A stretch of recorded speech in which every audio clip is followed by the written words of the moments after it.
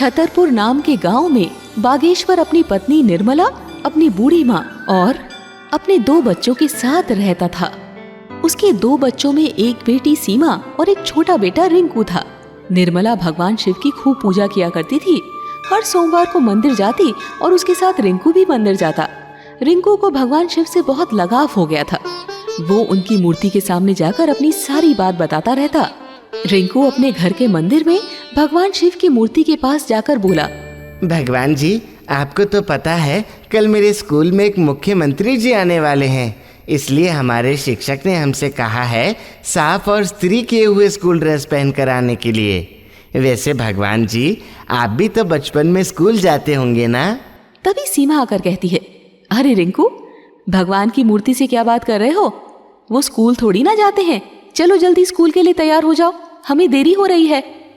दोनों भाई बहन स्कूल जाने के लिए तैयार हो जाते हैं। निर्मला दोनों बच्चों को टिफिन तैयार करके दे देती है।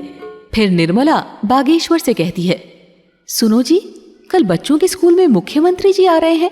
इन्हें अच्छे से तैयार होकर आने के लिए बोला है, लेकिन रिंकू का जूता तो फट गया है, उसके लिए नया जूता लेना होगा। क्या आप ले पाएंगे? बागेश्वर ने कहा, इस महीने की सारी पगार तो खत्म हो गई, कैसे लाएंगे? ऐसा करता हूँ, आज मालिक से कुछ पैसे मांग लेता हूँ, फिर धीरे धीरे करके कटवा दूंगा। बागेश्वर एक किराए की दुकान में काम करता है।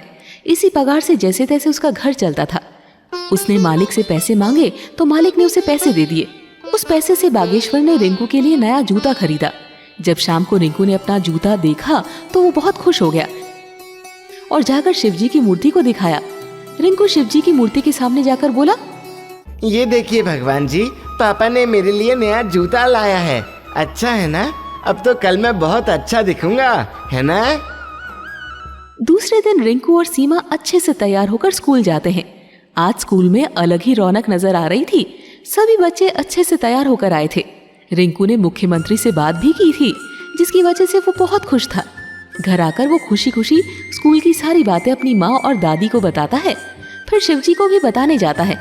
तब सीमा उससे कहती है, अरे रिंकू, तुम तो भगवान जी से इतनी बातें करते हो, लेकिन वो तो तुमसे कभी बात नहीं करते। अरे मेरे भोले भाई, भगवान की मूर्ति थोड़ी ना कुछ सुनती है। नहीं दीदी, वो मेरी बात जरूर सुनते होंगे। माँ कहती है कि भगवान जी सबको देख और सुन सकते हैं। अगली सुबह को सोमवार था, तो रिंकू अपनी माँ के साथ शिव मंदिर जाता है और फिर घर आकर स्कूल जाने के लिए तैयार हो जाता है।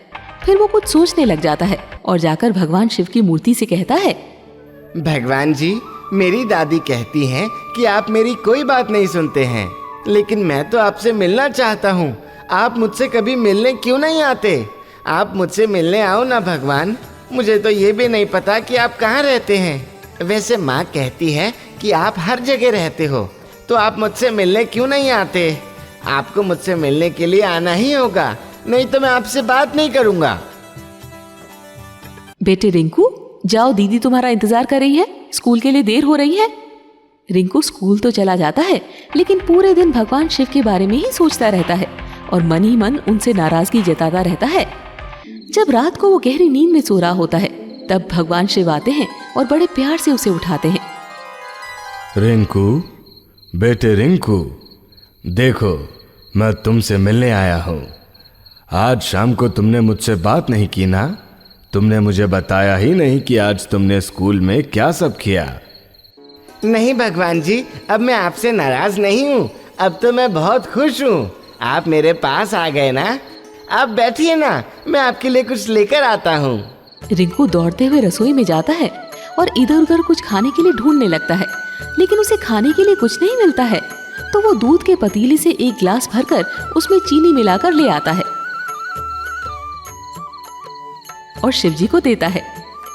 ये लीजिए भगवान जी, खाने के लिए तो मुझे कुछ नहीं मिला, इसलिए मैं आपके लिए दूध ही ले आया। आपको दूध पसंद है ना? हाँ बेटे, मुझे तो दूध बहुत पसंद है। शिवजी वो दूध पी लेते हैं और रिंकू को आशीर्वाद देकर वहां से अंतर ध्यान हो जाते हैं। फिर रिंकू सो जाता है। सुबह को निर्मला उसे उठाने आती है तो देखती है कि वहां पर ग्लास रखा है और उसमें दूध लगा हुआ था। बेटा, तुम्हें रात को भूख लग गई थी ना? नहीं माँ, रात को शिवजी मुझसे मिलने आए थे, तो मैंने उन्हीं को दूध पीने के लिए दे दिया था। ये क्या बोल रहे हो तुम? शिवजी तुमसे मिलने आए थे? निर्मला उसकी बात सुनकर हैरान हो जाती है, लेकिन वो सोचती है कि हो सकता है उसने कोई सपना देखा हो। कुछ दिन के बाद रिंकू की दादी बहुत बीमार पड़ जाती है, लेकिन बागेश्वर के पास इतने पैसे नहीं थे कि वो अपनी माँ को किसी डॉक्टर से दिखाने ले जाता। बागेश्वर ने निर्मला से कहा, माँ की तबीयत तो खराब ही होती जा रही है, क्या करूं कुछ समझ नहीं आ रहा है। सेठ जी से पैसे मांगे तो उन्होंने देने से मना कर दिया। दोनों आपस में बातें कर ही रहे थे तो रिंकू ने सुन लिया। वो दौड़ता हुआ शिवजी की मूर्ति के पास गया और हाथ जोड़कर रोने लगा। भगवान जी, मेरे पापा के पास तो पैसे नहीं हैं, वो दादी का इलाज कैसे करवाएंगे? मैं क्या करूं भगवान जी, कुछ तो बताओ ना। अब आप ही कुछ करो, कैसे भी करके मेरी दादी को ठीक कर दो भगवान। रिंकू बहुत उदास हो जाता है कि तभी थोड़ी देर में एक व्यक्ति वैद्य के रूप में आता है और दरवाजा खटखटाता है। तो बागेश्वर ने दरवाजा खोला। आप कौन हैं? बागेश्वर ने उस वैद्य से पूछा। वैद्य ने कहा, मुझे आपके बेटे रिंकू ने बताया कि आपकी माँ बीमार है, मैं उन्हें देखने आया हूँ, मैं वैद्य हूँ। वो अंदर जाते हैं तो उसकी माँ को देखने के बाद दवा देते हैं। उधर निर्मला उनके लिए चाय बनाने जाती है, तो जब चीनी का डब्बा खोलती है तो देखती है कि उसमें पैसे भरे थे, जिसे देखकर वो बहुत आश्चर्यचकित हो जाती है।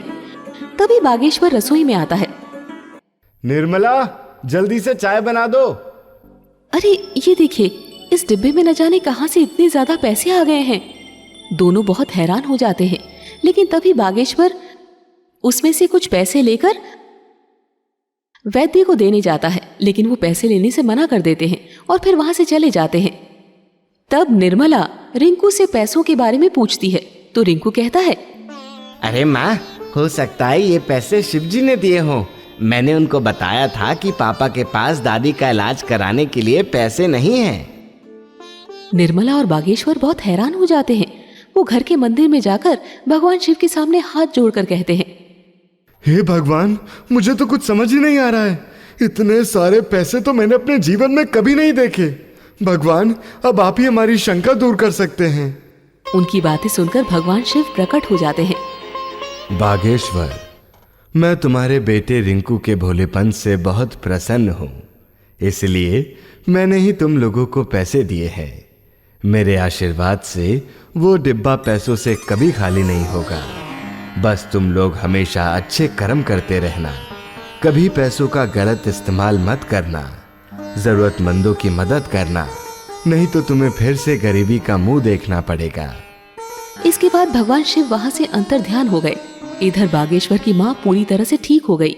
अब उसके घर में सब कुछ अच्छा ही हो रहा था। रिंकू के मन में भगवान शिव के लिए भक्ति बढ़ती ही जा रही थी। अब उनके पास भगवान शिव की कृपा से किसी चीज की कोई कमी नहीं थी। दोस्तों, इस कहानी से हमें ये सीख मिलती है कि इंसान का कर्म अच्छा हो और मन सच्चा हो तो भगवान हमेशा उस पर अपना आशीर्वाद बनाए रखते हैं।